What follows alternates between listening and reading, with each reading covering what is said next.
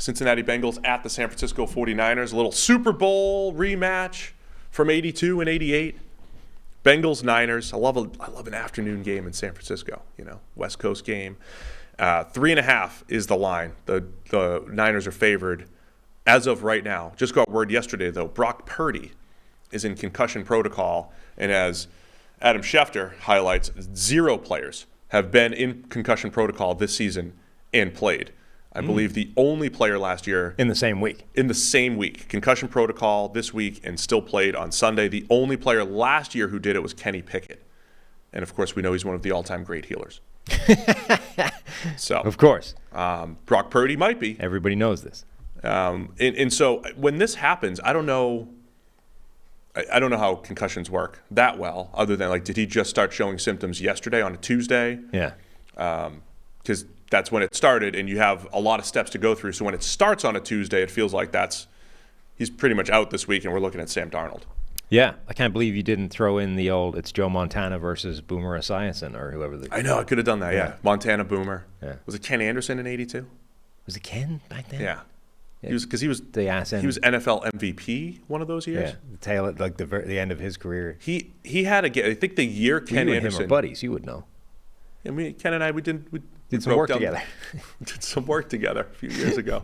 Never saw the light of day. No, but we did break down some QBs together. Uh-huh. I think Ken Anderson's MVP season, his first game, he went something like 1 for 9, and then won MVP that year. So you talk about week 1 overreactions, right? And then he wins MVP. Anyway, Chris can fact check us on all of this stuff if he's still listening. But anyway, yeah, Bengals, Niners. Purdy might not be playing. Niners favored by 3.5 as of right now. Yeah, which means Sam Darnold time. The dream A/B analysis that everybody's been praying for. We get to see what Sam Darnold looks like within this Kyle Shanahan offense. And the projection, the idea that everyone's always had is it's probably going to look quite good. Yeah. For 2 reasons. Number one, the offense, as we know, is kind of a cheat code. And number two, Darnold for the first 3 weeks anywhere looks fine. It's after that the wheels fall off. I have the stats over the last 2 years using QB record. In his first 3 starts of the season. Last year it started in week 12. In Darnold's first 3 starts, he's 5-1 over the last 2 years. Using QB record. I don't know if you listened. The stats matched up. You didn't listen to the shows this week when you weren't on them? I was unable to because I was working. But myself and Trev, we have now moved beyond not just QB wins, but wins. We are now in a post-win society. Wins don't matter. Wins don't matter anymore. Nice. We have adjusted the outcome to just the better team, right? So it doesn't matter who wins or loses. The score is irrelevant. Who's the better team? So who was better by whatever your applied metrics are. So I don't care about your QB wins. I don't even care about your wins. This is just who was better. Okay. I'll still finish the stat, though, because it's fun. Okay. 5-1 is what you're saying? 5-1 in his first 3 games over the last 2 years. I think it's 3-9 or 3-8 otherwise. Yeah. I mean, in all other games. And it's the stats match that as well. Yeah. The performance kind of matches that as well. I'm excited to see it just because I think it's a fascinating data point, right? It doesn't necessarily mean anything. It won't be conclusive. It's a 1-game sample size, whatever. But I am very intrigued to see Sam Darnold within this offense.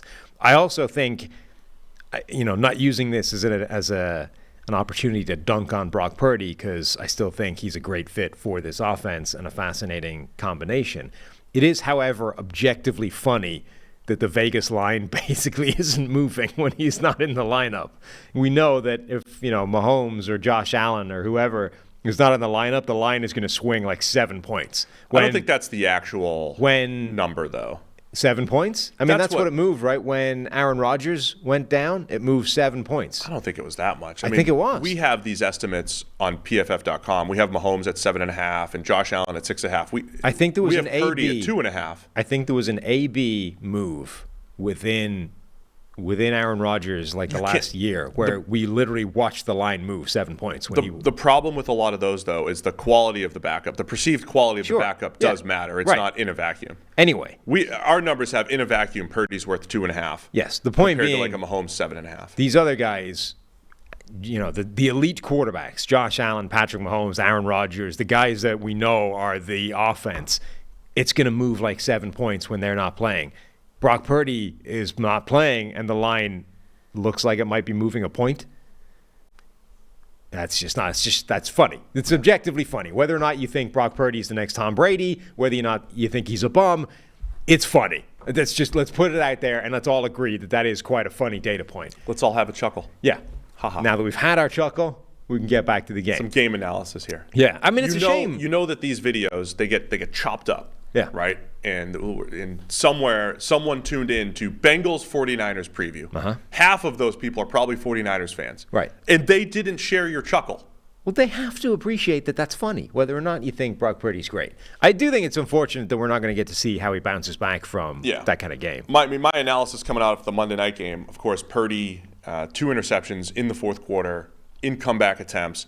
And I was like, this is kind of the same game he's played all year. Yeah. The difference is the interceptions became interceptions. The bad passes got caught, and they happened to be in the fourth quarter in comeback attempts. Yeah, and to be consistent, I've said this for a couple of quarterbacks this season, but outside of the terrible mistakes, he didn't play badly. Like, this wasn't a walking disaster game. Like, Brock Purdy in that game was significantly better than Josh Allen in the first game against the Jets.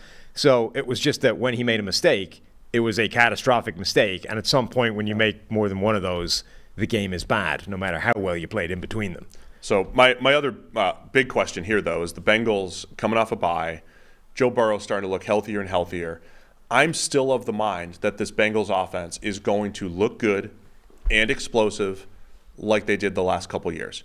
If you're sitting there breaking the season into thirds or whatever you want to do, are we ready to forget the first third of Cincinnati, where every underlying metric, do we give them a pass?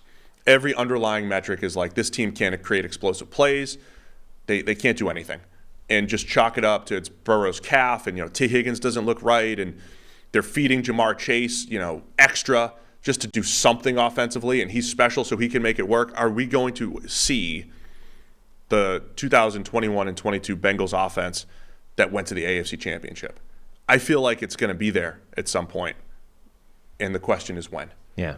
And the Niners defense is coming off of getting absolutely gashed by a Justin Jefferson-less Minnesota Vikings team. Mm-hmm. Kirk Cousins balled out, but the Vikings offense generally, middle of the field, man. They were attacking the middle of the field where you could say best linebacker, Fred Warner, great safeties. Like the Niners have players.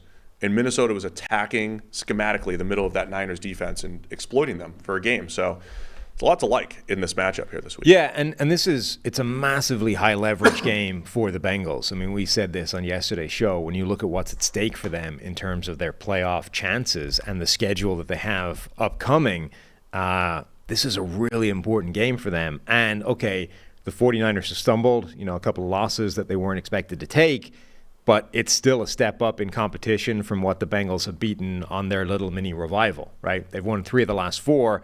And those games have come against the Rams, the Arizona Cardinals, and the Seattle Seahawks, right? The loss was at Tennessee. None of those teams have the kind of defense that the 49ers can bring to the table to test this Joe Burrow healthy new offense / return to the old offense. Like, does that still hold true going against the 49ers? So it's a great matchup. Both teams have been in their conference championship game each of the last 2 years. Both teams lost in the conference championship last year. We were robbed of the Super Bowl rematch the last couple seasons. So Niners, as of right now, favored by 3.5. Where are you going with this one? I'm going to go with the 49ers, I think. I have concerns about whether this Bengals revival still continues against a much better team, a much better defense. I'm going to take the Bengals. I'm going to take a little recency bias. The Niners getting gashed. I'm going against the Sam Darnold first 3 games trend here. Give me the Bengals to cover as underdogs here.